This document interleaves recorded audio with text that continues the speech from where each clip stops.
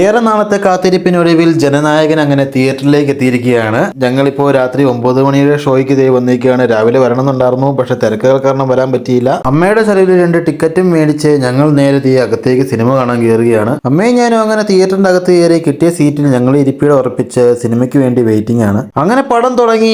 ആരാധകരെല്ലാം ഭയങ്കര ആകാംക്ഷയിലാണ് വിജയുടെ ഇൻട്രോ കാണാൻ, പുതിയ ടൈറ്റിൽ കാർഡ് കാണാൻ. ഈ ഒരു ഫിലിം ഇൻഡസ്ട്രി വിജയ്ക്ക് കൊടുക്കാവുന്ന ഏറ്റവും വലിയൊരു ഗിഫ്റ്റ് ആയിരിക്കും ഈ ഒരു ടൈറ്റിൽ കാർഡ്.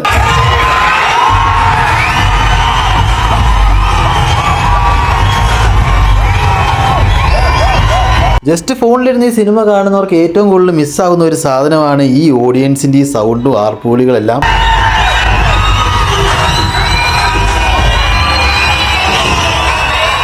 വിജയുടെ ഇൻട്രോയ്ക്ക് ഫാൻസിൻ്റെ അകത്ത് നിന്ന് കിട്ടിയ ഒരു റിയാക്ഷൻ്റെ സൗണ്ടാണ് ഇനി നിങ്ങൾ കേൾക്കുന്നത്.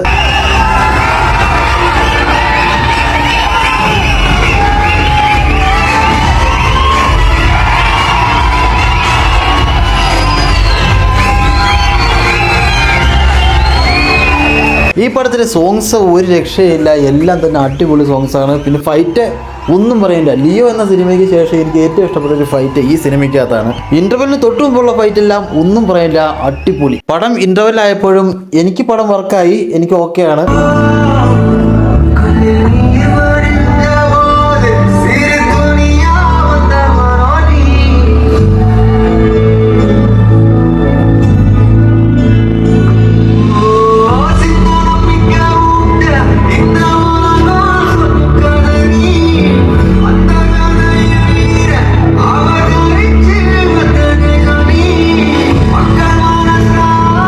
ക്ലൈമാക്സിൽ തന്നെ ഈ ഒരു സാധനം ഏതൊരു ഫാൻസിൻ്റെ കണ്ണ് നിറച്ചിരിക്കും. കാരണം നമ്മുടെ ഒരു ചെറുപ്പകാലം എത്രത്തോളം മനോഹരമാക്കിയിട്ടുണ്ടോ അതിന് ഏറ്റവും കൂടുതൽ പങ്കുവച്ചിട്ടൊരു മനുഷ്യനാണത്. ഒരു യുഗം അവസാനിക്കുന്നത് പോലെ തിയേറ്ററിന്റെ പടി ഇറങ്ങുമ്പോൾ മനസ്സിൽ നിറയുന്ന ഒരു സങ്കടം വളരെ സ്വാഭാവികമാണ്. നമുക്കൊക്കെ ബാല്യത്തെ അല്ലെങ്കിൽ കൗമാരത്തെ ഇത്രയധികം ആവേശഭരിതമാക്കിയ മറ്റൊരു നടൻ വേറെ ഉണ്ടാവില്ല. ഇന്ന് ഈ തിയേറ്ററിൽ നിന്ന് പുറത്തേക്ക് ഇറങ്ങുമ്പോൾ മനസ്സിൽ വലിയൊരു വിങ്ങലാണ്. ഇനി ഇദ്ദേഹത്തെ ഇതുപോലെ സ്ക്രീനുകളിൽ കാണാൻ കഴിയില്ലെന്ന് സത്യം ഉൾക്കൊള്ളാൻ അല്പം പ്രയാസമാണ്. പക്ഷേ ഇദ്ദേഹത്തിൻ്റെ സിനിമകളിൽ നമുക്ക് തന്നിട്ടുള്ള ഓർമ്മകളും ചില മാസ് രംഗങ്ങളും പാട്ടുകൾ, ഡാൻസുകൾ നമ്മളുടെ ജീവിതകാലം മുഴുവൻ നമ്മുടെ കൂടെ തന്നെ ഉണ്ടാവും. ഞങ്ങൾ ചെറുപ്പകാലത്തെ ഇത്ര മനോഹരമാക്കിയതിന് ഒരുപാട് നന്ദിയുണ്ട്.